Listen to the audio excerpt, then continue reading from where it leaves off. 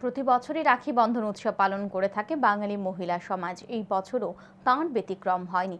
বাঙালি মহিলা সমাজের পক্ষ থেকে শনিবার রাজধানীর বিভিন্ন স্থানে পথ চলতি সাধারণ মানুষের হাতে রাখি পরিয়ে দিয়ে পালন করা হয় রাখি বন্ধন উৎসব। বাঙালি মহিলা সমাজের এক নেত্রী জানান, রাখি পূর্ণিমার আধ্যাত্মিক গুরুত্ব অনেক বেশি। রবীন্দ্রনাথ ঠাকুর রাখি বন্ধন উৎসবের প্রচলন করেছিলেন, সেই থেকে প্রতি বছর রাখি বন্ধন উৎসব পালন করা হয়। মানুষের মধ্যে সম্পর্ক সুদৃঢ় করার জন্য রাখি বন্ধন উৎসব পালন করা হয়।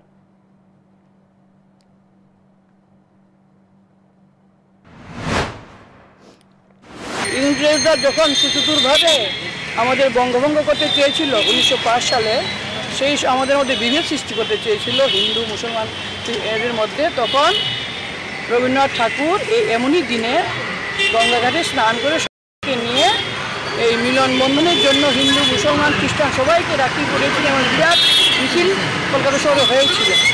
ওনারই পথ ধরে আমরা আজকের দিনও আমরা দেখতে পাচ্ছি কি রাজ্য কি দেশ একটা হিংসার বাতাবরণ এরকম চলছে।